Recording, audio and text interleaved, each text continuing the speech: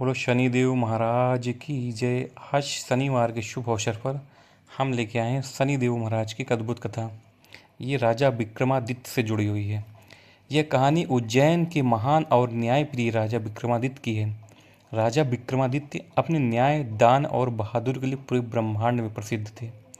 एक बार जब विक्रमादित्य अपने दरबार में बैठे थे, तब देवताओं के बीच एक बहस छिड़ गई कि सबसे बड़ा कौन है। जब यह प्रश्न राजा विक्रमादित्य के सामने आया, तो उन्होंने बहुत विचार करने के बाद कहा, देवताओं में सबसे श्रेष्ठ शनिदेव हैं, क्योंकि वे ही एकमात्र ऐसे देवता हैं जो किसी के भी अच्छे बुरे कर्मों का फल तुरंत दे देते हैं। उनके सामने राजा और भिखारी सभी समान हैं। यह सुनकर शनिदेव तो प्रसन्न हुए, लेकिन अन्य कुछ ग्रह देवता नाराज हो गए। कुछ समय बाद राजा विक्रमादित्य पर शनिदेव की साढ़े साती का आरंभ होने वाला था। शनिदेव ने राजा को स्वप्न में दर्शन दिए और कहा, हे राजन, तुमने मुझे देवताओं में श्रेष्ठ बताया। मैं तुम्हारी भक्ति से प्रसन्न हूँ, पर कर्म फल के विधान के अनुसार अब तुम पर मेरी साढ़े साती शुरू हो रही है। इस दौरान तुम्हें बहुत कष्ट उठाना पड़ेगा। विक्रमादित्य ने हाथ जोड़कर कहा, हे देव, मैं आपके दंड को स्वीकार करता हूँ। मेरे कर्मों का जो भी फल हो आप मुझे अवश्य दें।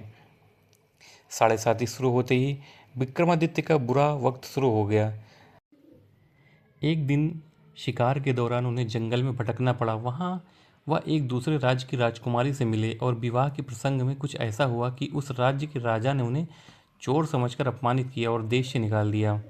भटकते भटकते वह एक तेली के यहाँ नौकर बन गए और उन्होंने कोल्हू की मशीन चलाना पड़ा। राजा, जिसने कभी पलंग के सिवा जमीन पर पैर नहीं रखा था, कठोर परिश्रम कर रहा था।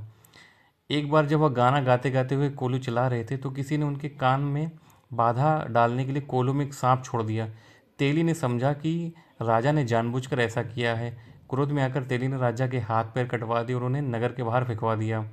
हाथ पैर कटे हुए विक्रमादित्य कई दिनों तक एक नगर के बाहर पड़े रहे। उनके पास कुछ भी नहीं बचा था सिवाय ईश्वर पर अटूट विश्वास और शनिदेव की भक्ति के।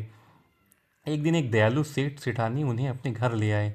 पीड़ा से कराहते हुए भी राजा विक्रमादित्य ने कभी भी शनिदेव की निंदा नहीं की, बल्कि हर हाल में अपने कर्मों को स्वीकार किया।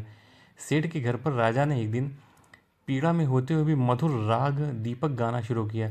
उनके गायन से एक चमत्कार हुआ। आसमान में मेघ बादल वर्षा करने लगे और पास रखे तेल के दिए अपने आप जल उठे।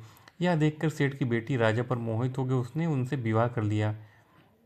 जब साढ़े साती का अंतिम दिन आया, तो शनि देव स्वयं राजा विक्रमादित्य के सामने प्रकट हुए। हे राजन, मैंने तुम्हारी कर्म कठोरता के चरम पर परखा है। तुमने इतने कष्ट सहे पर एक बार भी मेरी निंदा नहीं की और ना ही अपने कर्तव्य से मुंह मोड़ा।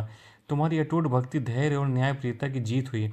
शनिदेव के आशीर्वाद से राजा विक्रमादित्य के हाथ पैर वापस ठीक हो गए। वह पहले की तरह स्वस्थ और तेजस्वी हो गए। शनिदेव ने उन्हें आशीर्वाद दिया कि उनका यश हमेशा अमर रहेगा। राजा विक्रमादित्य उज्जैन वापस लौटे, अपना राज्य वापस पाया और पहले से अधिक न्याय और धर्म से शासन किया। कहानी का सार ये है, कर्म फल से कोई नहीं बच सकता। चाहे आप कितने भी शक्तिशाली क्यों न हो, अपने कर्मों का फल आपको अवश्य भोगना पड़ेगा। जय श्री शनिदेव। ऐसी अद्भुत कहानियाँ सुनने के लिए हमारे चैनल को लाइक करें, कमेंट करें, सब्सक्राइब करें। धन्यवाद।